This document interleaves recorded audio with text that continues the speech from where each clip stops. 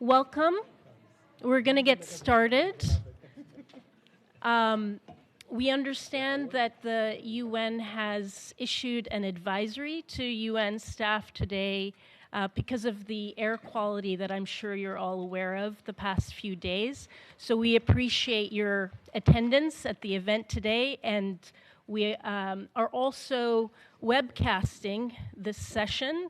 So I'm sure that there are many colleagues who have not come in physically but are tuning in with us online. So welcome to those colleagues as well. My name is Balkis Jara. I'm Associate Director at Human Rights Watch's International Justice Program, and it's an honor to be moderating today's special event towards prosecuting core international crimes committed by ISIL or Daesh members in Iraq. The event is co-hosted by the permanent missions of Iraq and India to the United Nations, together with the United Nations investigative team to promote accountability for crimes committed by ISIL, or as you know it, UNITAD. Yesterday, as I'm sure many of you are aware, UNITAD presented its 10th report to the UN Security Council to inform the Council of the team's activities in its 5th year since it began its very important work. During the course of its mandate, UNITAD has been investigating crimes committed by ISIL in Iraq that may amount to war crimes, crimes against humanity, and in some cases, genocide. As part of its investigation, the team has been examining ISIL activities related to the development and use of chemical and biological weapons in Iraq.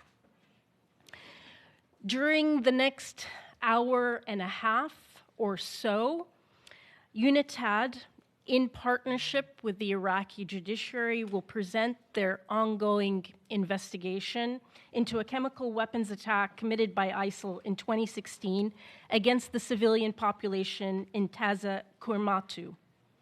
As you will hear from our distinguished experts, the team's investigation indicates that this was not an isolated incident, but that ISIL worked to advance its chemical warfare capabilities, deploying chemical weapons against military and civilian targets in Iraq. As part of today's event, I will invite our distinguished panelists to give us an overview of the key findings of UNITAD's investigations into ISIL's development and use of chemical weapons, and we'll hear about the Iraqi judiciary's work in this area. Our panelists will also discuss, of course, the possibility and avenues for achieving justice for these crimes going forward. And following this, there'll be an opportunity for interventions as well as questions from the floor. So first, without further ado, let me turn to Mr. Christian Richer, Special Advisor and Head of UNITAD, for some opening remarks. Thank you, Balkis.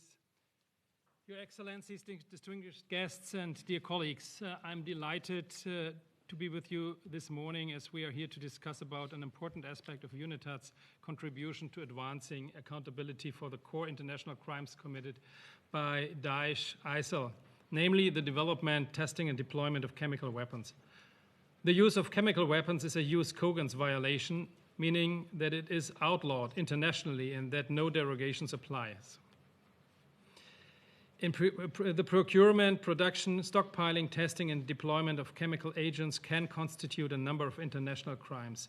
For example, the use of chemical weapons could be a crime against humanity when an agent is deployed as part of a widespread or systematic attack against the civilian population.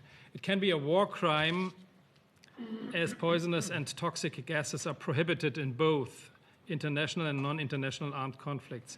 It could even contribute to a genocide when a defined group is targeted with the aim to destroy them in whole or in part. To the best of my knowledge, the use of chemical weapons by non-state actors has rarely been adjudicated, if at all, in any court. whether national or international, around the world. As UNITAD, we would like to play our part and aim to change this.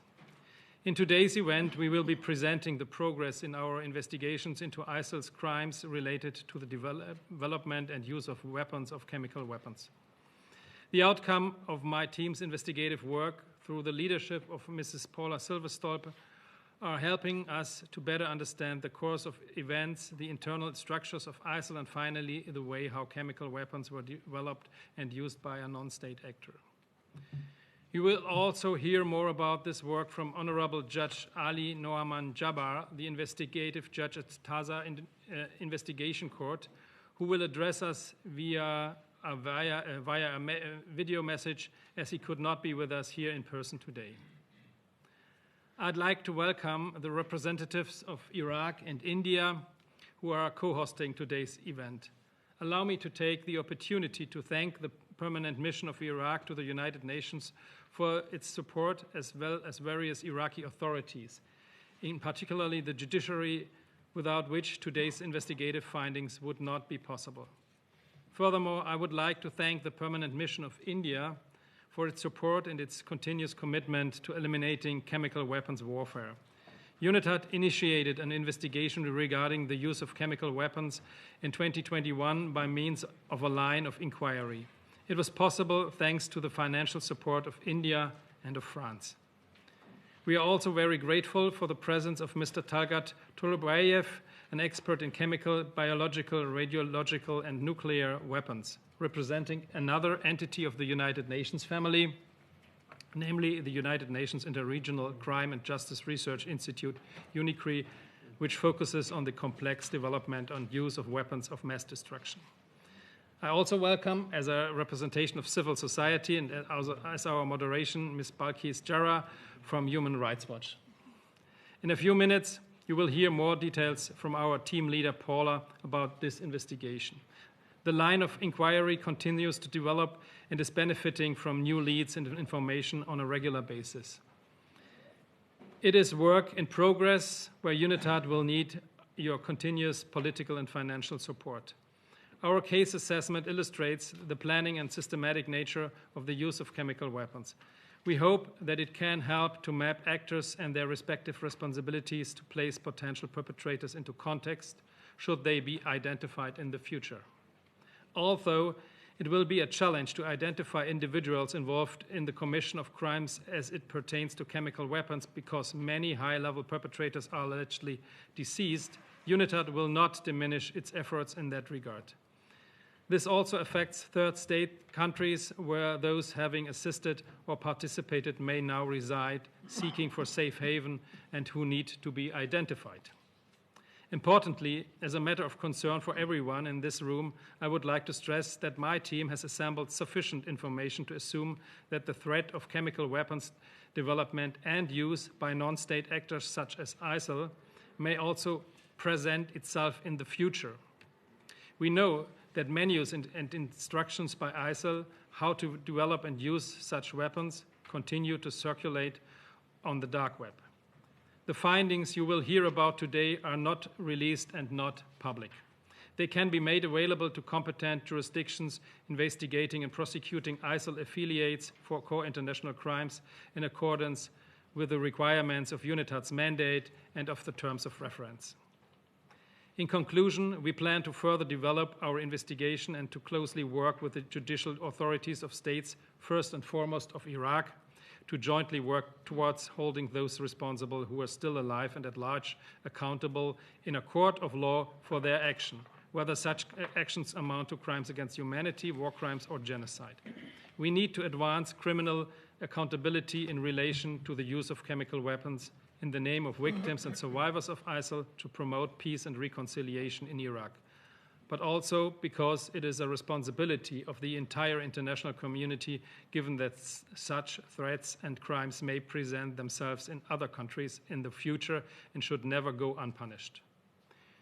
Your Excellencies, distinguished guests, ladies and gentlemen, today's event is also timely given the recent Chemical Weapons Convention's 5th Review Conference.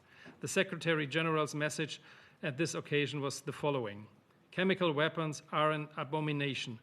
They have no place in our world. In the name of the victims of these attacks and as a deterrent to future chemical warfare, those responsible for any use must be identified and held accountable for their crimes. End of quotation. I assure you that UNITAD will spare no effort in working towards this goal. I thank you again for being present with us today. Thank you, Mr. Richter. I'll now give the floor to His Excellency, Mr. Ravindra, Deputy Permanent Representative of India to the United Nations.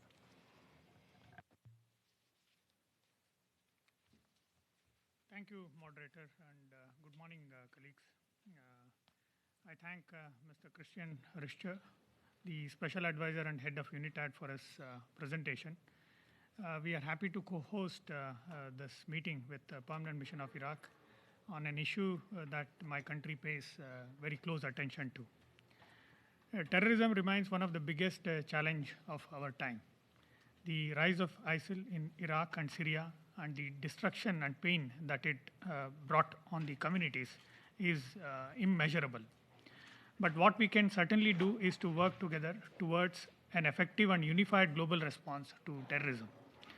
This includes ensuring justice for the victims of terrorism by holding the perpetrators and supporters of those crimes accountable. In this context, the mandate of UNITAD is extremely important.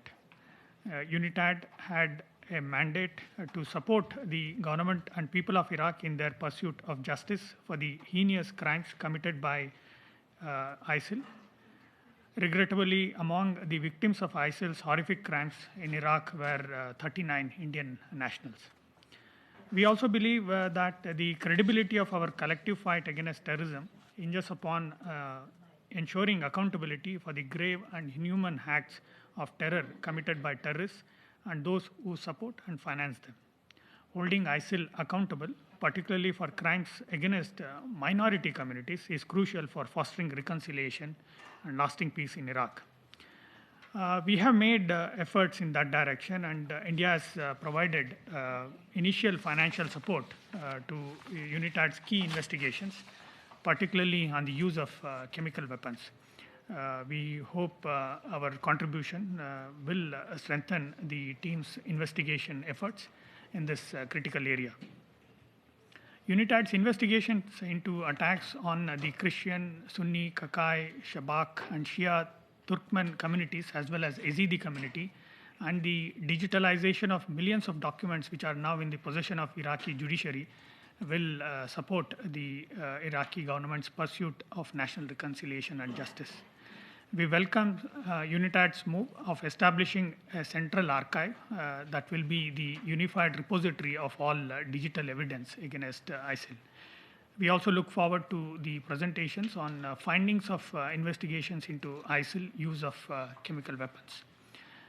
We do encourage UNITAD to share their investigation findings with the 1540 committee. Committee is, of course, mandated to assist countries in preventing non-state actors from acquiring weapons of mass destruction. To ensure the effectiveness of UNITAD's work in Iraq, it is imperative to maintain close cooperation and coordination with Iraqi authorities while enhancing their capacity.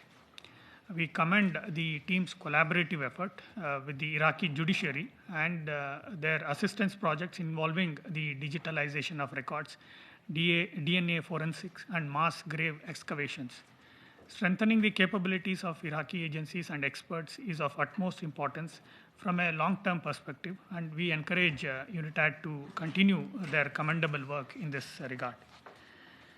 The evidence collected and shared by UNITAD with third countries has led to the prosecution and conviction of ISIL terrorists. It is also crucial to expedite sharing of similar quality evidence with Iraqi authorities to support trials and prosecutions in Iraqi courts.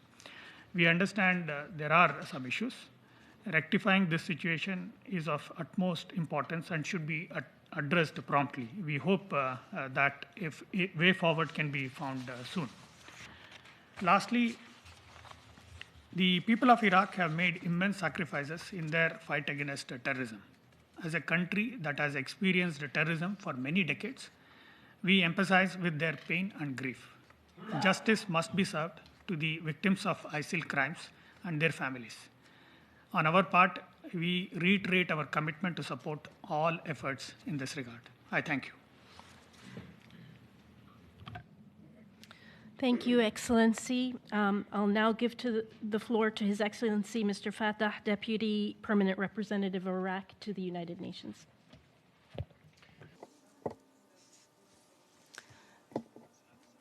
Your Excellencies, ladies and gentlemen, at the outset, I would like to express my thanks to the Indian mission and His Excellency Ambassador Ravinja for co-sponsoring this event along with the UNITAD. We would like to express our sincere thanks and appreciation to Mr. Richer, the Special Counselor and head of UNITAD, for all his effort along with his team during his mandate. We wish him all the success that mission that Iraqis have chosen him to undertake. With the support and by the request of Iraq, in Security Council Session 8052, held on the 21st of September 2017, the Council adopted Resolution 2379, which called upon the Secretary-General of the United Nations to establish an international investigative team aimed at supporting domestic effort to promote accountability for crimes committed by Daesh, those crimes that amount to genocide, crimes against humanity, and war crimes.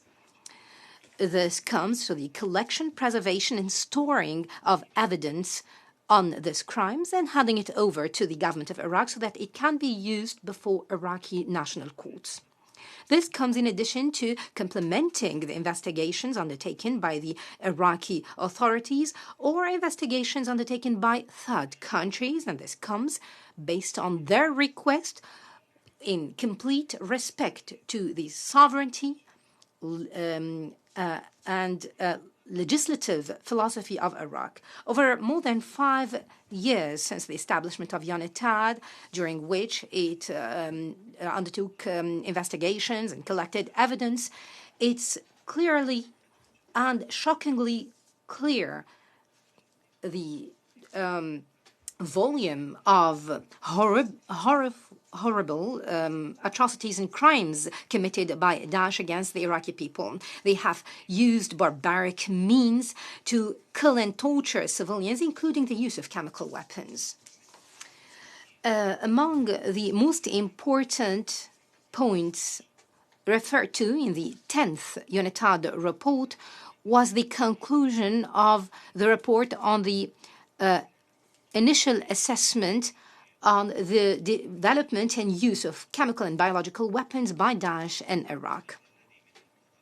This is supposedly must lead to the expansion of the scope of questioning and prosecution of Daesh elements who have used these weapons and built its capacity to the point of manipulating and producing such missiles, as well as chemical mortars and chemical ammunition for rocket-propelled grenades, as well as chemical warheads and improvised chemical explosives, to use them in addition to the infrastructure that was used by UNITAD, such as the buildings that were used as laboratories and stockpiling buildings for chemical weapons, in addition to the other health and hospitals that were used to develop such weapons.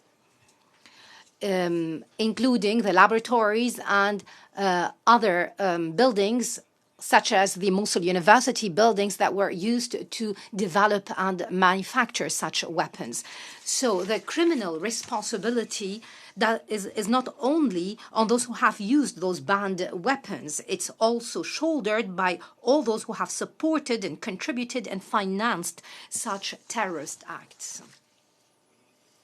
We reiterate that Iraq will spare no effort, no matter how long it takes or how delayed are the endeavors to ensure justice and accountability to all those whose hands were stained with the blood of Iraqis, all those who have committed crimes, including the terrorist Daesh group. And eradicating Daesh and expelling it from Iraq came at our hands. So would be ensuring their accountability and justice in line with just and fair national laws that are in line with the Iraqi legislative philosophy. Therefore, Iraq is attempting to ensure that there will be no impunity as a national and international commitment to ensure redress for victims. Therefore, we call for taking serious steps, effective and robust steps to ensure the accountability of Daesh elements. Any delay in the prosecution or accountability allowed some elements to flee and find safe haven away from Iraq. In this vein, it's important to recall that any sharing of evidence by UNITAD, which is something we welcome, must come with the consent and knowledge of the Iraqi government in line with the sole mandate of this team. In this vein, we'd like to commend the effort made by UNITAD and his chair, and all the effort that came prior to the establishment of the team, or the accompanying effort from different authorities, including the Iraqi authorities, who have uncovered those perpetrators. And we've also provided support and assistance to the UNITAD to undertake its mandate in Iraq. We would like to recall that achieving progress in those cases brings about a moral and legal responsibility to present a summary of these investigations to local courts to ensure criminal investigation and prosecution in line with the specific mandate of the team.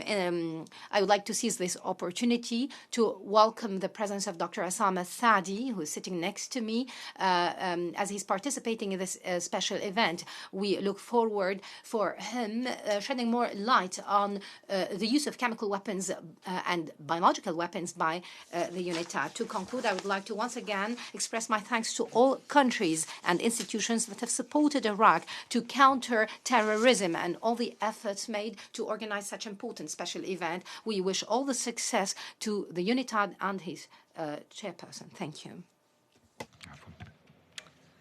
Thank you, Excellency. We now have a recorded message by the Honorable Judge Jabbar, who's an investigative court judge at the Taza Investigation Court, who couldn't be with us today.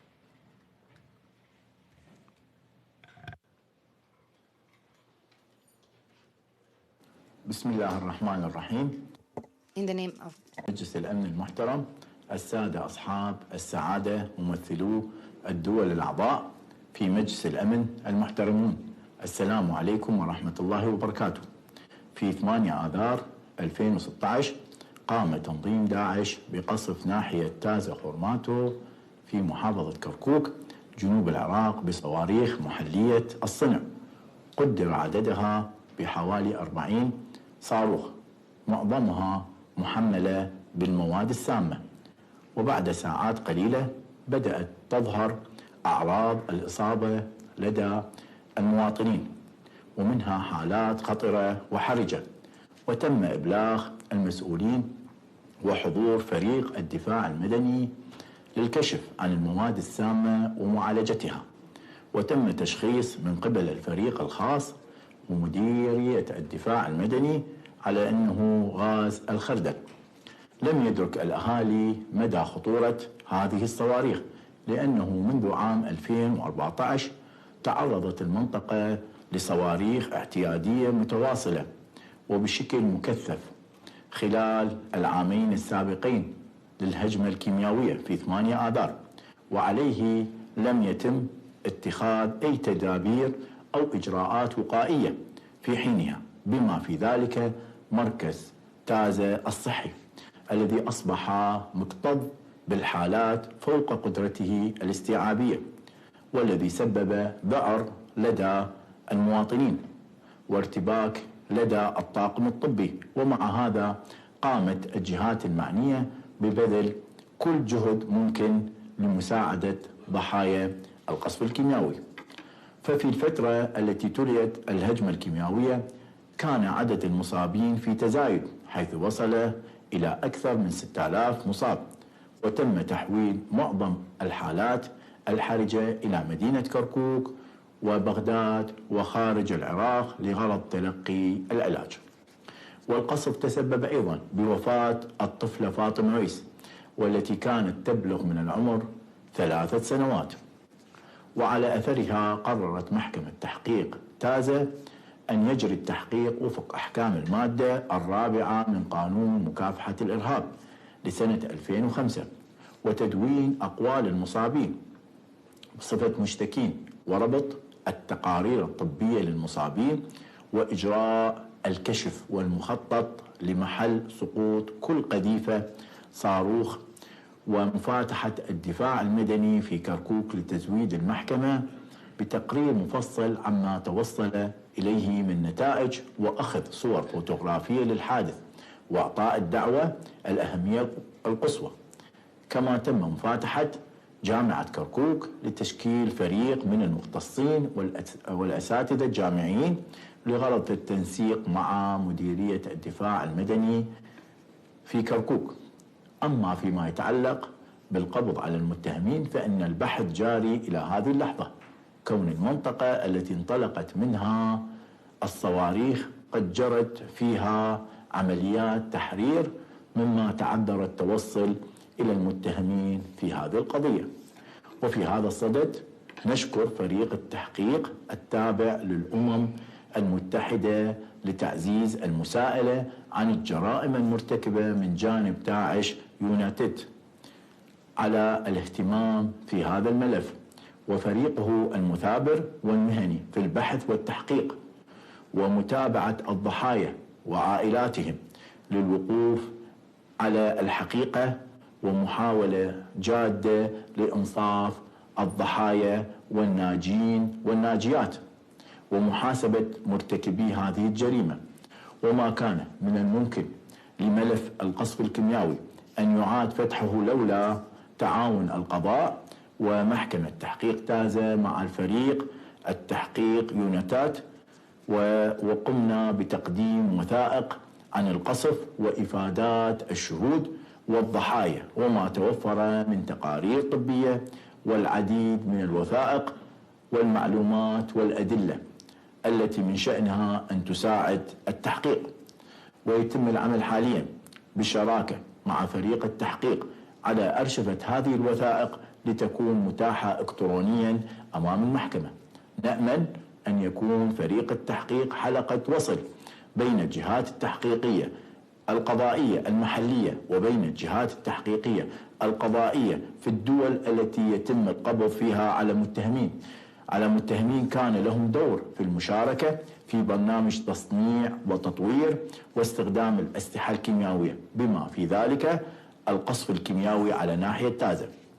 إن إعادة هذا الملف واهتمام فريق التحقيق يونيتاد شجع العديد من الضحايا وعائلاتهم من الذهاب مجددا إلى المحكمة وتقديم إفاداتهم، خاصة في تلك القضايا التي كان لها أثرا صحيا ونفسيا طويل الأمد.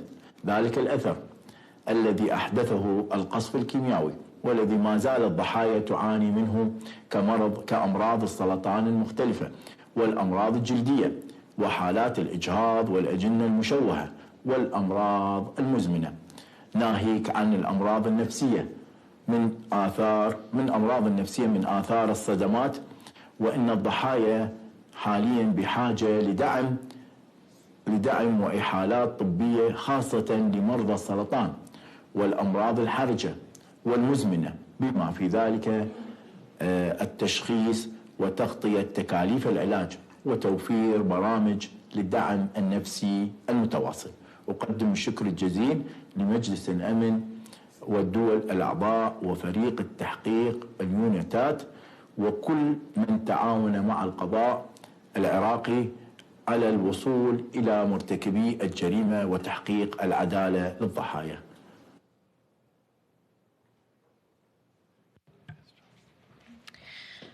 Well, it was very sobering to hear about the ongoing impact of these weapons.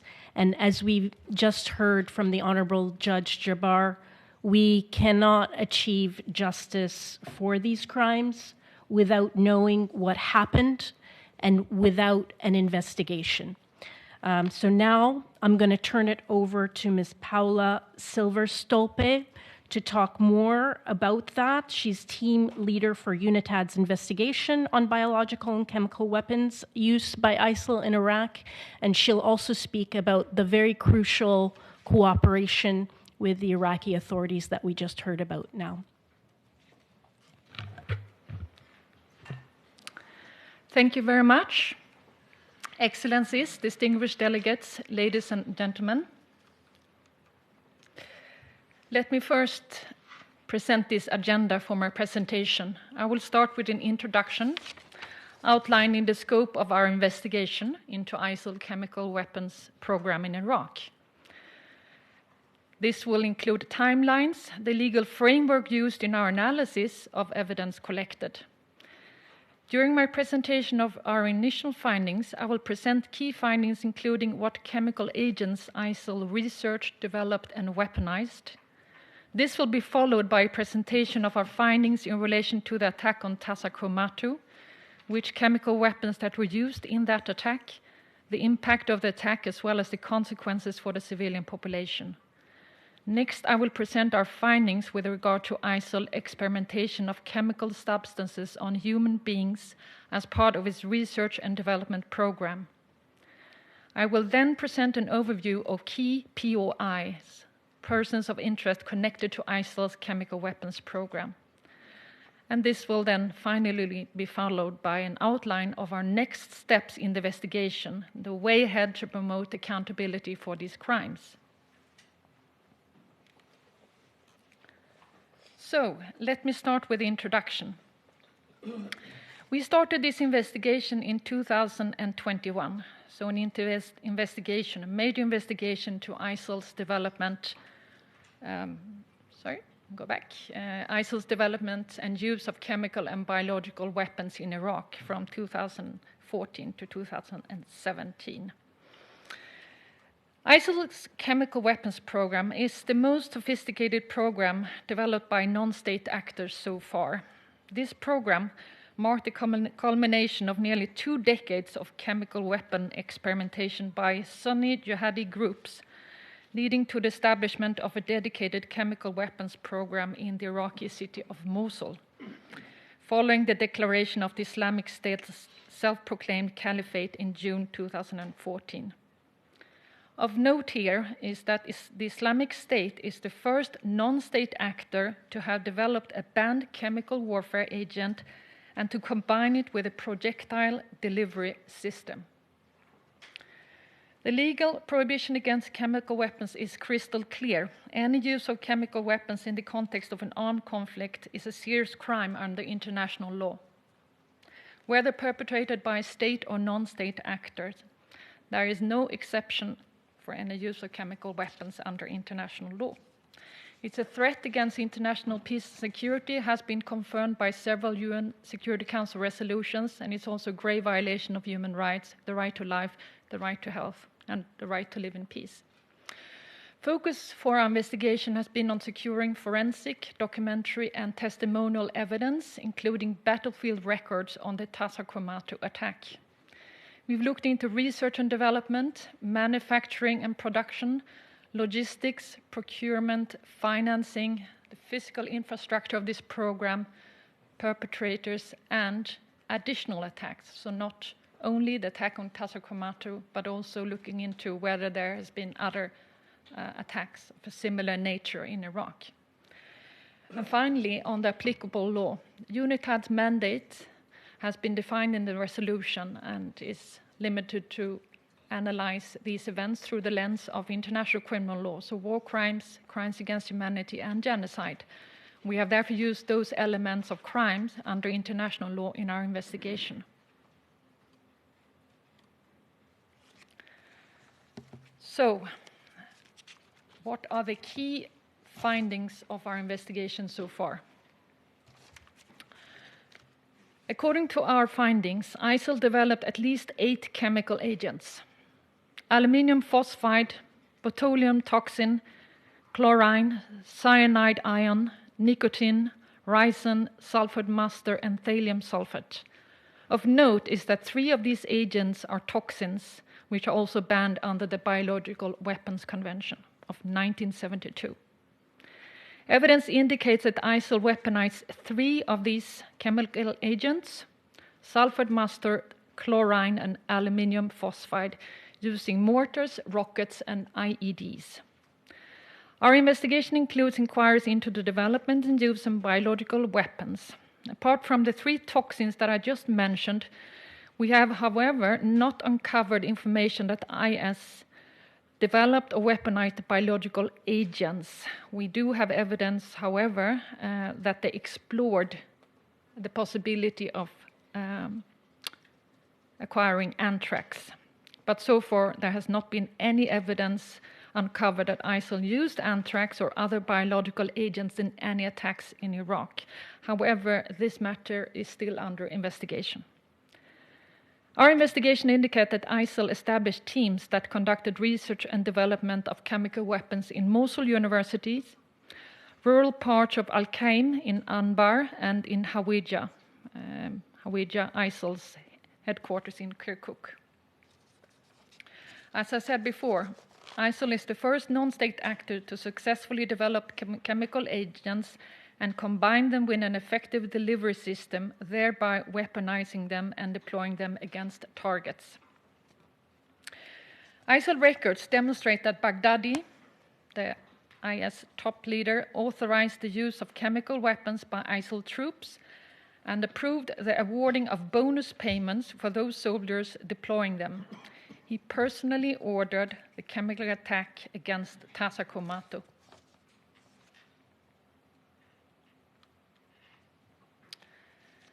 And now to the attack on Taza Komato that we heard about.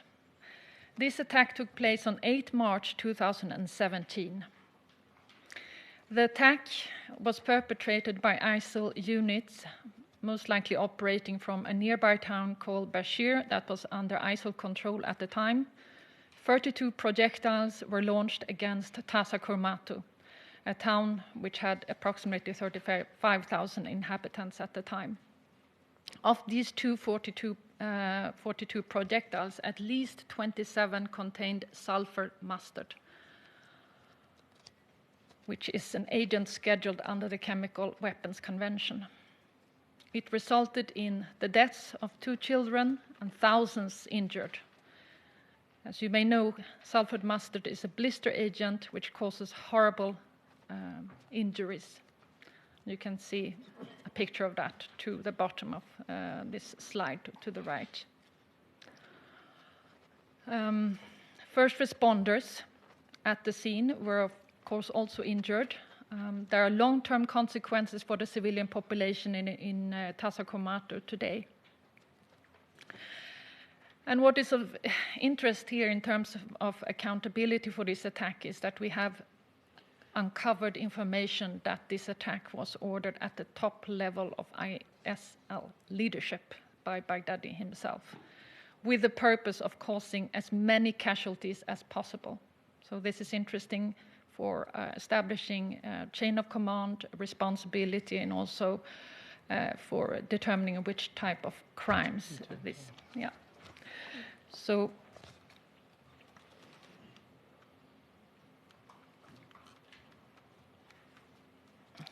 now moving over to the development and production sites. The manufacture of ISIL's own weapons and ammunition was centralized under the supervision of the so-called Committee of Military Development and Manufacturing, CMDM, which fell under the ISIL Department of Defense, the so-called Divan al-Jund, which was established at the end of 2014. The CMDN had a monthly regular budget of more than $1 million, as well as extra budgetary funds for the purchase of raw materials for its production. ISIL payrolls records for the CMDM indicated that more than 1,600 ISIL members were attached to the production of weapons, of which more than hundreds were involved in the chemical weapons research and development program. As part of its chemical weapons program, ISIL established a number of specialist research and development teams to develop these substances, which were located across the caliphate. According to testimonial and documentary evidence, a specialist team was established at the University of Mosul to form a toxicology department. The team developed toxins and produced chlorine gas for use as weapons by the organization. In addition to the toxicology department, another specialist and research and development team was established at the University of Mosul for the purpose of developing sulfur mustard gas. According to documentary evidence, these operations were established at the university from at least April 2015. Testimonial and documentary evidence also illustrate that a specialist research and development team was established in Al-Qaim, Anbar Governorate, to develop and produce toxins to be used as chemical weapons by the organization. And finally, a fourth location, documentary evidence indicates that in at least 2016, another specialist team developing chemical weapons was located in Hawija, the place of ISIL's headquarters in Kirkuk. Now, chemical weapon production sites are not typical of conventional weapon production. They can be distinguished through the presence of specific material and equipment, some of which you can see on these pictures. Chemicals, vats, tanks, containers manufactured for highly corrosive environments.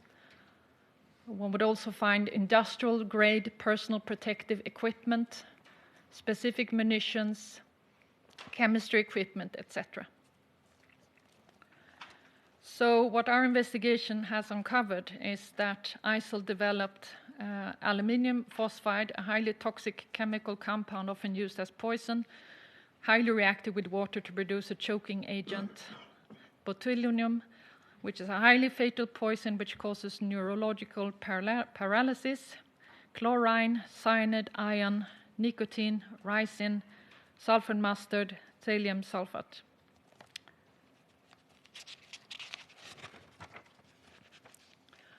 Of these 8 chemical agents, ISIL managed to weaponize 3. Evidence demonstrates that ISIL produced chemical mortars with at least sulfur mustard and chlorine.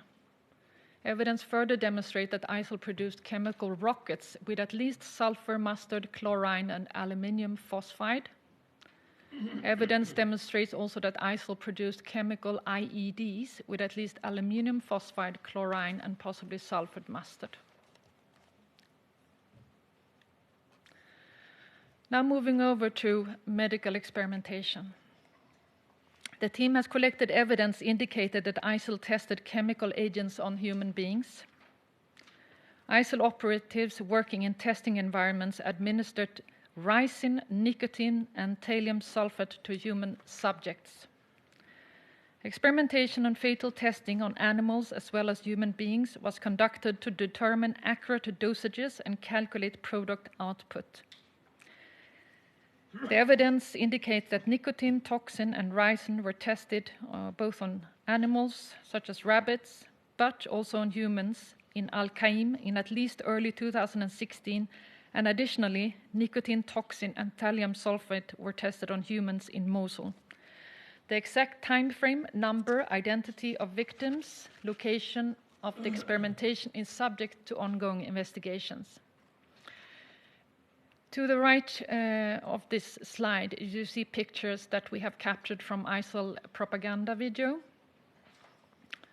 promoting their activities, and it includes footage of victims being placed in body bags by men suited up in industrial-grade PPEs, so protective equipment, with stainless steel trolleys and other non-conventional equipment in conflict.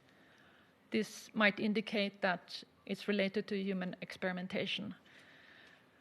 Investigations continue into the significance of this footage, sites and victims, as well as other propaganda material produced by ISIL, of which we have a lot, I should say. Now moving over to perpetrators. What can we say about perpetrators connected to this program?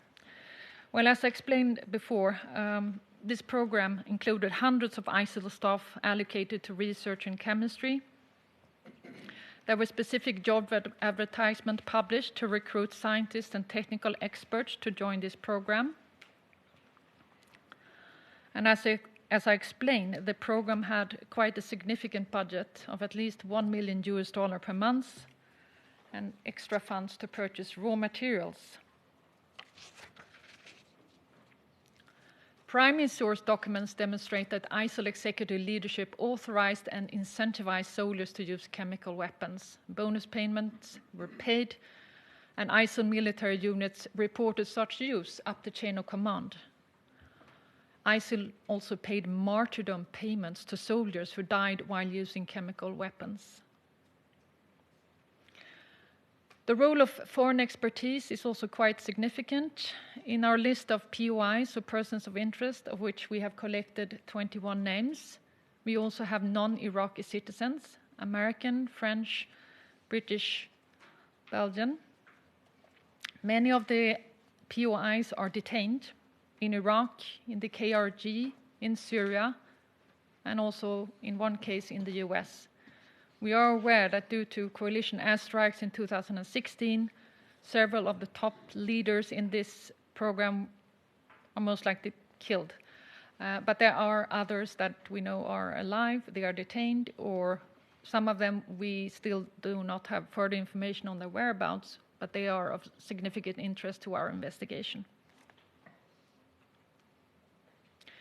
So, what are the next steps in this investigation? We continue to collect evidence, documentary evidence, analyze ISIL propaganda material that we have collected, which I said before is quite significant amount. Battlefield evidence. We also work with other agencies in the UN family to collect information. Those agencies or international organizations that were present at the time during the caliphate who have might have more information on these attacks that are relevant to our investigation. It should also be mentioned that the attack on Taser Qamata was not an isolated attack. We have information that at least 12 additional attacks were perpetrated in Iraq, and we have plotted them on the map, as you can see on the picture to the right. In addition to those 12 attacks, of which we have quite much information, there are unconfirmed reports of an additional 35 attacks in Iraq. So the attack on Taser Qamata was definitely not an isolated case. It was quite a widespread and systematic phenomena as far as the information that we have collected so far. Way ahead now is to continue our investigation, continue to work with our Iraqi counterparts, and proceed to case building for those POIs on which we have gathered sufficient information. We also look forward to work with jurisdiction outside Iraq, in particular for those jurisdiction of where we know that the citizens, some of those citizens appear in our list of POIs. And those are the steps that we plan to take ahead. Finally, to zoom out from our investigation in Iraq, with the destruction of the caliphate in 2017, the phenomena or the threat of chemical weapons and terrorism has not disappeared. There have been a number of incidents across the world, of which I'm sure you are aware. North Africa, East Africa, Europe, in fact also in Australia, where the national law enforcement have been quick to intervene to stop before a disaster has taken place involving chemical substances or attempt to get hold of biological substances. So this slide is just to demonstrate that although ISIL has lost territorial control in Iraq and Syria, the threat still persists. And this ends my presentation. Thank you very much for your attention, and I look forward to your questions later on. Thank you. Thank you, Paula. Those are very, very disturbing findings. And it's very clear that your work is complex, it's painstaking, and it takes a lot of time. And as your last slide showed, it has very far-reaching implications that we should all be very attentive to and aware of. Next, I want to give the floor to Mr. Talgat Talbayev, who is Regional Coordinator, CBRN Risk Mitigation and Security Governance Program at the United Nations Interregional Crime and Justice Research Institute, or UNICRI, who can talk more about the tools and guidance available to support the prosecution of incidents involving the production and use of these chemical agents. Thank you, Chairman. Your Excellencies, distinguished participants of the UNITAD side event, and dear colleagues. It's a great pleasure to be part of this side event, and I would like to express my sincere gratitude to UNITAD for inviting the UNICRI to take part in this event. Despite of the hazy weather in New York, I will provide a clear overview about the importance of strengthening investigative and adjudication capabilities to prevent CBRN crimes. My presentation will be about prosecution and adjudication of CBRN crimes, as well as building capabilities of our partner countries, which was developed by us within the framework of the European Union's Chemical, Biological, Radiological, and Nuclear Center of Excellence Initiative, which is fully funded by the European Commission. This is a very unique niche, which is not yet covered and delivered by any of the international organizations in such a comprehensive and innovative manner. The European Union's Chemical, Biological, Radiological, Nuclear CBRN Center of Excellence Initiative, Risk Mitigation Initiative, is a global initiative implemented by the European Union and fully funded by the European Commission as part of its goal to promote peace, stability, and conflict prevention. It is implemented by the Foreign Policy Instrument Service, European External Action Service, as well as Joint Research Center from the European Commission side, and UNICRI ensures a comprehensive and coherent, effective national, regional, and international cooperation as part of this initiative. Working within the broad scope of its mandate to design and implement improved policies and actions in the field of crime prevention and control, the mission of UNICRI is to advance justice, crime prevention, security, and rule of law in support of peace, human rights, and sustainable development. 64 partner countries cooperate with each other since 2010, a very unique initiative whereby 64 countries cooperate in harmony within the framework of this initiative, including Iraq. If you can see on the top of this screen, Iraq is part of the Middle East region. These 64 countries, as I mentioned, including Iraq, receive their services from different 8 regional secretariats worldwide, which coordinate all activities pertaining to this global initiative. Iraq, Jordan, and Lebanon belong to the Middle East Regional Secretariat and conducted from our office over there. Within the framework of this European Union CBRN Center of Excellence initiative, we plan to start a new project in the Middle East region aimed at strengthening CBRN crime scene forensic capabilities in investigating CBRN incidents. Similar project completed in Southeast and Eastern Europe region back in 2020 resulted in the development of a series of action-oriented CBRN guidance manuals for prosecutors, investigators, law enforcement, and judicial authorities that I plan to explain in upcoming slides. So, Prosecutors' Guide to Chemical Biological Crimes This guide that you can see on the screen and here is physically available, was published in 2022, last year basically.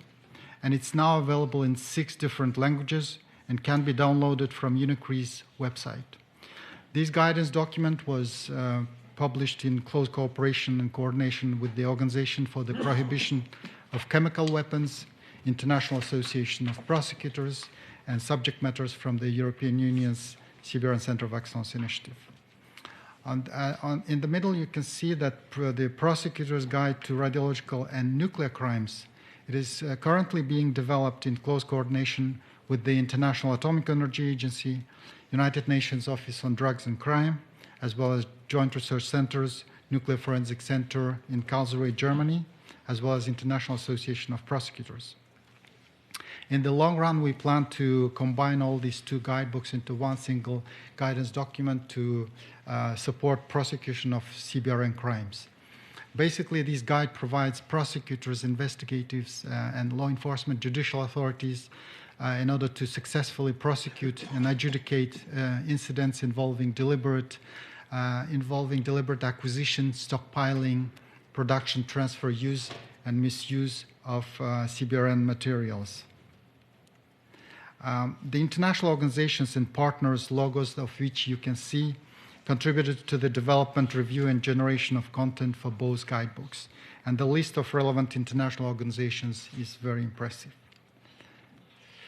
We are very honored to involve 25 subject matter experts to develop these guidance manuals and its capacity building and training package. This gives a value to it, but also takes a very active part in conducting those training and capacity building activities. Because whenever you train prosecutors, investigators, and if these trainers and instructors, they are prosecutors with the experience in investigating and prosecuting CBRN crimes, this gives an additional values, as well as we closely work with our international partners, as you can see on this screen. So we developed a series of guidance documents in order to operationalize and bring this guidance as part of professional duties of prosecutors and investigators. So we start with the, in order to bring the crime from the crime scene to the courtroom, from the crime scene contaminated with CBRN materials to the courtroom, we start with the tabletop exercise, which includes a strategic and operational level insight with real case life examples. There are 10 real case examples that we incorporated as part of this guidance, and you can download it openly on the public website. The scope of tabletop exercise is also to identify needs, gaps, and priorities, understand how to effectively address those needs and tackle the gaps. Beneficiaries, of course, will select at the end of the tabletop exercise the training for the next session, the content of the training for the next session. Then comes the 5-day building a case for prosecution training. It is aimed to train prosecutors, investigative authorities, and justice officials, forensics experts, and law enforcement, and other stakeholders. So within 5 days, they will be trained to get 38 training lessons, the focus of which is to, from the entire set of procedures, to bring the case from the crime scene to the courtroom. Then comes the moot court, or so-called mock trial, which is a practical simulated fictional criminal investigation and trial process. Although we call it fictional, but it can be on a real case example based on one of the cases that we can select from the guidebook. Real judges, real prosecutors, police, forensics, laboratory, and subject matter experts will use all of these theoretical knowledge applied obtained during the previous 2 training sessions and to conduct a real simulated exercise. At the end of the day, we have the train-the-trainer session, the ultimate objective of which is to transfer the guidance to the country. It will serve as a part of sustainability strategy so that those 38 lessons, including those the guidances in the local languages, can be transferred to selected training institutions, and the country can already start to training its own future, prosecutors or law enforcement officials in their training institution.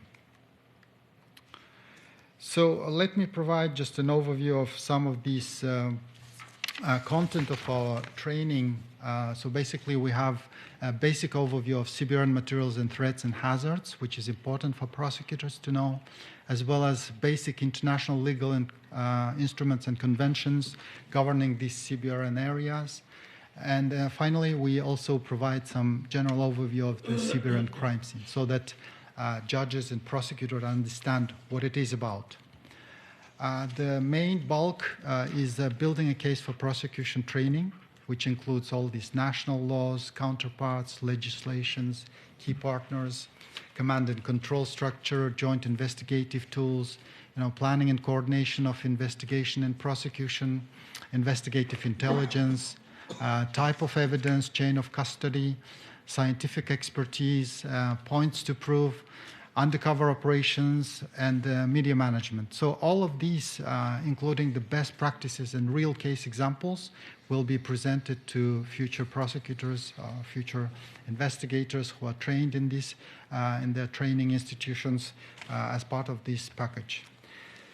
At the end of this training package, we prepare to the court. So we prepare the scientific experts how to present their evidence to the court.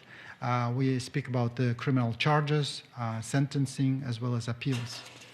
Appeals is a very important process because whenever the defense side is always not happy with the sentencing, they will 100% they will appeal. But this is not the case with prosecutors, and that's why we are teaching prosecutors how to appeal the process in case if they are not happy with the sentencing. So all of these training courses that I mentioned, they are tested in practice, they are available, and if you say, for example, when we can do it, of course, some of these materials requires translation in the working languages. We can quite quickly deliver all of these training package at national level as well as regionally. So we tested it during the CBRN Academy held in Italy, as well as Biosafety Association of Central Asia and the Caucasus Conference that was held in Georgia. We plan to develop some of the e-learning modules and videos as part of this initiative and some online webinars, pre-recorded webinars. So as you can see, this is not just a guidebook on itself. With this capacity building and training package, countries can evaluate themselves in terms of their needs, gaps, and priorities. They get awareness about the existence of CBRN national teams within the country in case of incidents to investigate and prosecute such crimes. They receive, of course, full package training. They identify if there is a gap in terms of developing their legislation, if any of the criminalization articles need to be inserted as part of their criminal code or criminal procedure codes. And at the end, they will also identify if any forensics equipment, detection equipment needed to the country. So this is a package that will, a very innovative package that we started, and we want to ensure that that countries, they start using this package.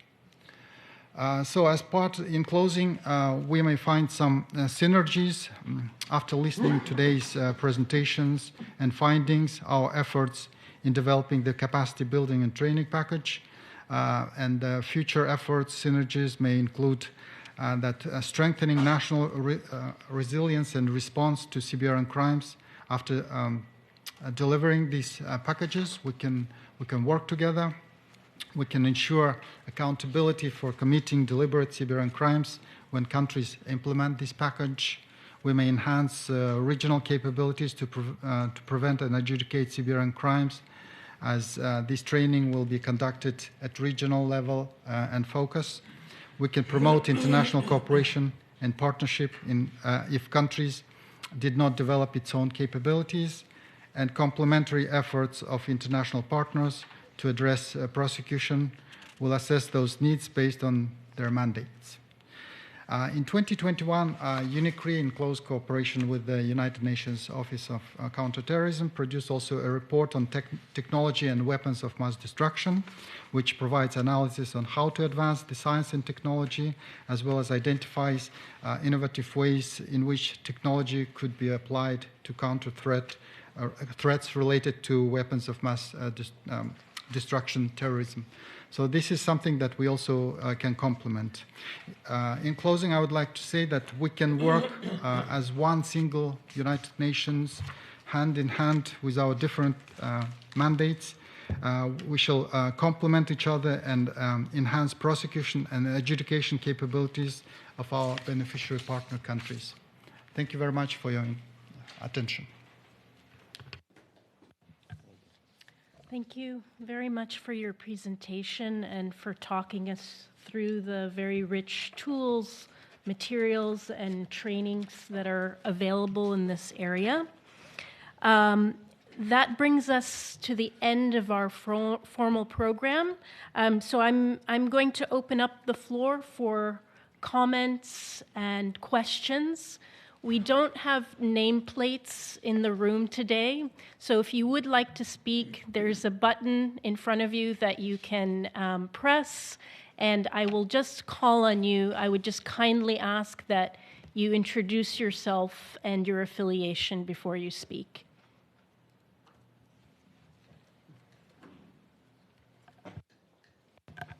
Yes, gentleman to my right, Dr. Isam. Thank you very much. In the name of God, the merciful, the compassionate.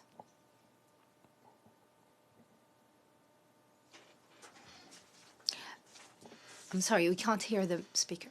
I'm Dr. Assam Assadi, the National Security Counselor in Iraq.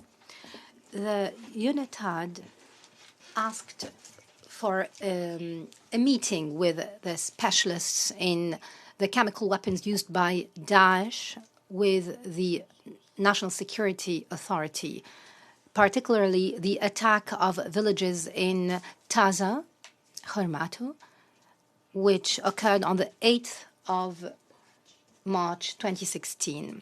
The objective was to share information on the use of chemical weapons which were produced and developed by Daesh during those battles, to complement the investigative information available at the national authorities and the UNITAD. The Ministry of Interior participated, and we made a visit to the Kirkuk International Investigative Team, and we held meetings with a number of judges and police investigative teams to look into the chemical weapons used by Daesh. The UNITAD was informed that there are specialists in the Ministry of Interior and the Iraqi Ministry of Defense, because they have a lot of information and almost complete case-building files on the weapons developed and used by Daesh. They could benefit from these files to support the investigations of UNITAD. And then they have addressed the Iraqi government by sharing information with UNITAD,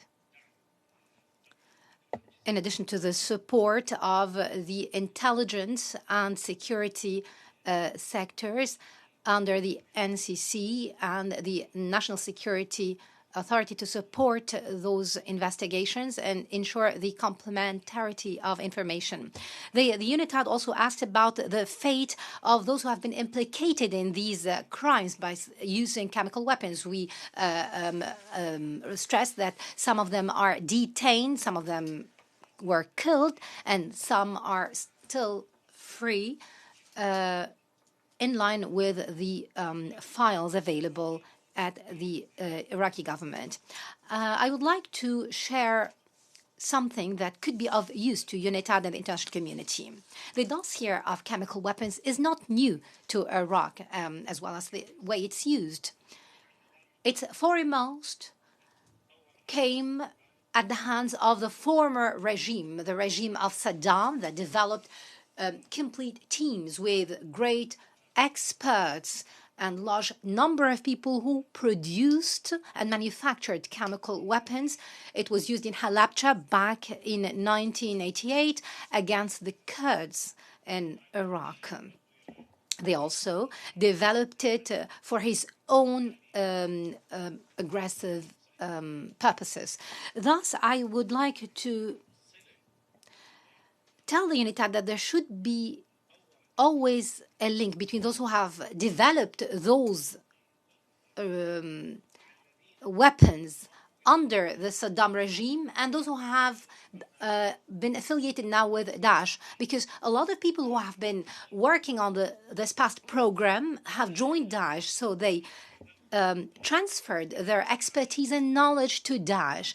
They are the same persons, whether they were under the umbrella of Saddam or under the umbrella of Daesh. They have the same purpose, that is terrorism and the killing of the Iraqi people under any nomenclature. So this causal relationship between those who have worked and trained and garnered expertise under the Saddam regime are the same one who have supported Daesh and are now affiliated to it to commit those crimes.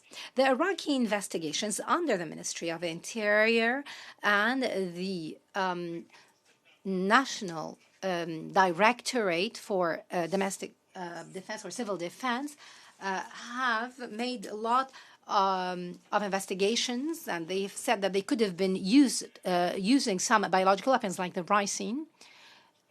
And we have samples from local laboratories in Iraq. We proved that they have also used mustard gas. Following the cleansing processes in these areas by the civil defense, we've also surveyed the area by the Ministry of Environment, and we have handed the entire file to the OPCW during a meeting held in the office of the Prime Minister. Samples of the victims and samples of the material, including the mustard gas, were also handed over so that they can be analyzed in Swiss laboratories. And it was proven that the mustard gas was used. The number of missiles used reached 42. 27 of them were collected, especially those who have the mustard gas. We could not collect the other rockets because they fell off close to Daesh. Some of them fell in the water of Basel as well. And the chemical material was no longer depicted. Some of them fell in agricultural land, and we made sure that all chemical weapons were erased and destroyed. After these operations by the Civil Defense Ministry, we ensured that the area is clean from any remnants of chemical weapons. The missiles were stockpiled in the Civil Defense Directorate in line with international standards according to the CBRN standards. We have uncovered factories for the production of the mustard gas in Nainawa, and some of them were in Syria as well. And we have discovered laboratories all over Iraq, including one in Taza, in Kirkuk Governorate, 13 laboratories in Nainawa Governorate, 3 laboratories in the Governorate of Anbar, and 1 laboratory close to the Governorate of Baghdad that was used by Daesh to produce chemical material.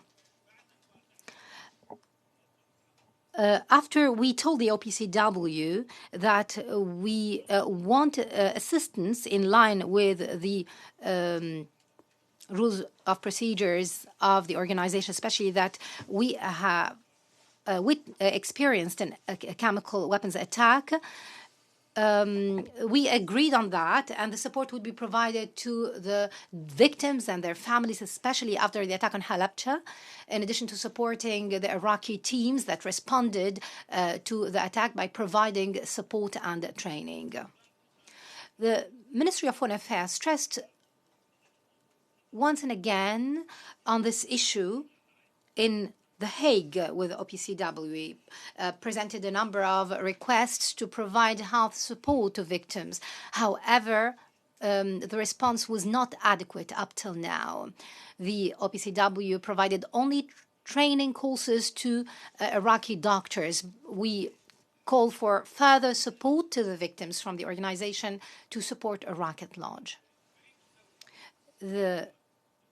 We call upon the UNITAD to deepen their investigations and ensure one important and primary point, that is, learning the source of the material used and how it was imported and how it was purchased and how it entered Iraq, how it was developed and used, along with so many other inquiries. We reiterate that UNITAD must, according to the formal position of the government of Iraq, must have the consent of Iraq on any information shared with others in line with their investigations. We must have a clear mechanism to follow, and any sharing of information by UNITAD with other international organizations or any third country on the matter must have the consent of the Iraqi government. It has been proven that Daesh made experiments on the detainees by using doses of sulfur method, and this was proven in our files. Our investigations also concluded that Daesh succeeded in using different chemical weapons in mortar shells and other equipment. They also tried to develop the anthrax in their laboratories. I would like to pose a question to the head of UNITAD, Mr. Christian. First, what are the real obstacles that prevent you from providing this information and evidence to the government of Iraq, especially that it is part and parcel of the mandate of the UNITAD, so that we can actually present this evidence in national and international courts against terrorist Daesh elements? The government of Iraq is now under a lot of national pressure, especially the families of victims. They are asking for just accountability and to ensure that there will be no impunity. The second question, can UNITAD and the head of the team clarify how the UNITAD reached the consent from Iraq to share this evidence with a third committee? Were there any legal mechanism that has been adopted by both sides and has been adopted to share this information? Once again, I would like to thank you, and I would like to thank India for their great support to Iraq in this vein, especially that we have very special relations joining us with India. I'd also like to thank all countries and all those who support our fight against terrorism. The Iraqi government is adamant to continue its efforts to counter terrorism with the support of the international alliance, the international community, and everyone to ensure peace and stability. Thank you. Thank you. Thank you very much for your intervention and for being here today. Before turning it back to the panel, I just wanted to make sure that there weren't any other questions that we could take at the moment, or any other comments. I'm looking around. Please raise your hand, otherwise I might not see your light. Yes, at the very back. Please introduce yourself if you don't mind. Yes, sure. Thank you. Thank you very much. My name is Annabelle Bonnefond. I am a senior legal analyst with the Global Center on Cooperative Security. We are a nonprofit organization working specifically on human rights-based approach to counterterrorism and violent extremism, and I work on criminal justice and the rule of law. I've been in contact with UNITAD in the past, and I wonder a very practical question, looking at the limitation of UNITAD's mandate in Security Council resolution. How is the work being conducted in a cooperative way with the Iraqi national? And it's a bit building on the comments we had before, but I wanted to understand practically how is UNITAD cooperating with the Iraqi judiciary on this matter. Thank you very much. Thank you for your question. I'm looking around the room just to make sure that there aren't any other interventions or comments at this stage. If not, I'm going to take the prerogative of being the moderator to add a third question, and I'm going to direct that to you, Paula. I wondered whether you could speak a little bit about what made your investigation unique compared to other investigations, and why should the international community be concerned with the findings that you gave us a preview of today. And with that, I'm going to turn it back to the panel. There are some questions, and maybe I'll leave it to the special advisor first to weigh in on some of the points that have been made.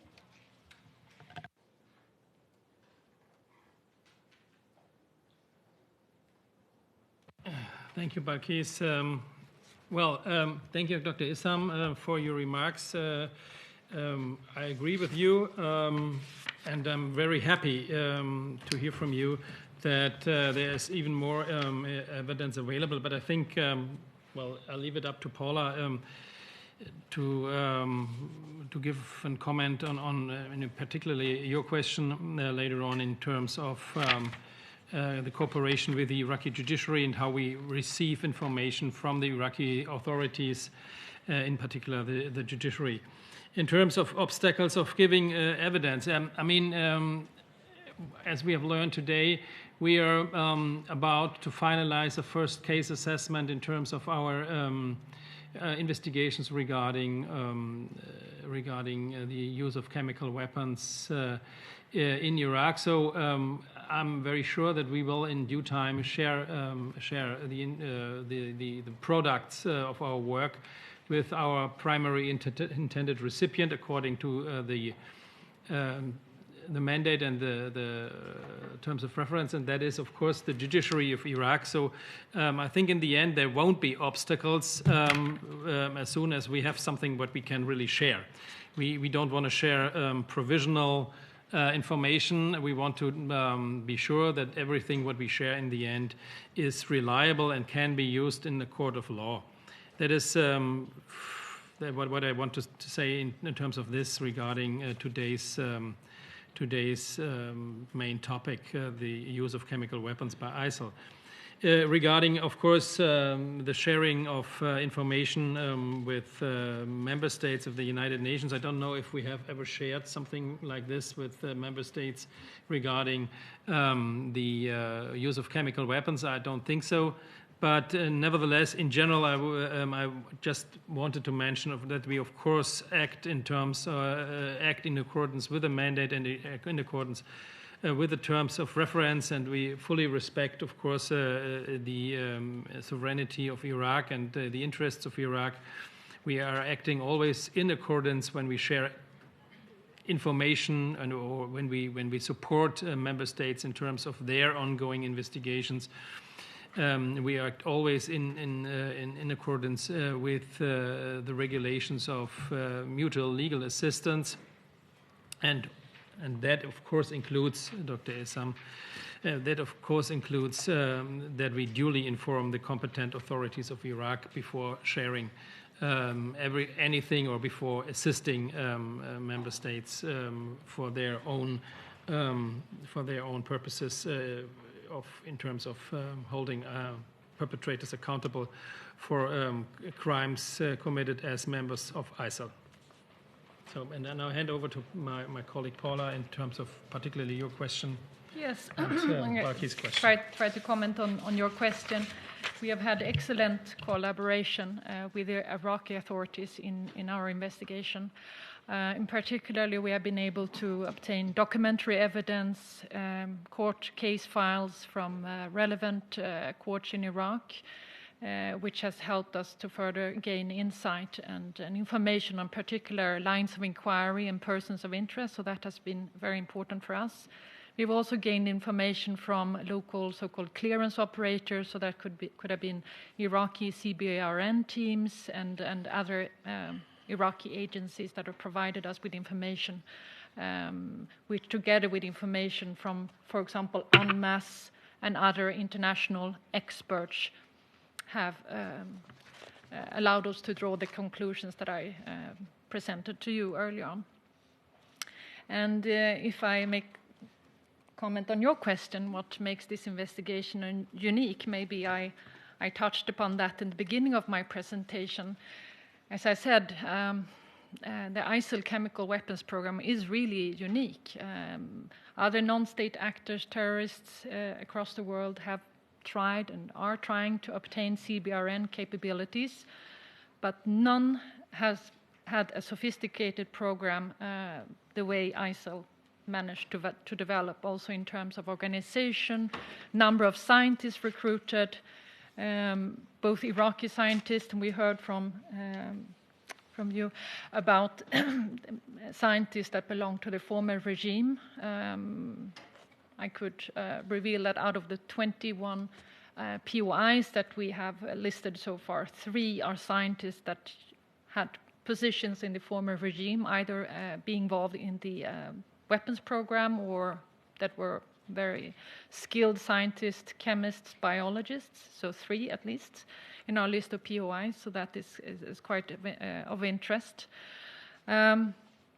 So this makes our investigation rather unique. It's also the only UN criminal investigations into a chemical and biological weapons program of a non-state actor, which to my knowledge we have not seen before, so this is quite unique. And again, the importance of strengthening the norm against chemical weapons use and promote accountability for these atrocities. The legal prohibition against chemical weapons is really crystal clear, as I said before. Outlawing chemical and biological weapons has been a concern to the international community ever since the First World War, and the aftermath of that resulted in the 1925 protocol on chemical and biological warfare, outlawing this method of warfare, further codified in the Biological Chemical Weapons Convention of 1972 and the Chemical Weapons Treaty of 1993. So these norms are extremely important to protect, and this is, again, what makes this investigation rather unique, I would say. Thank you very much. Thank you very much to the both of you, and I'm afraid that we have reached the end of our time.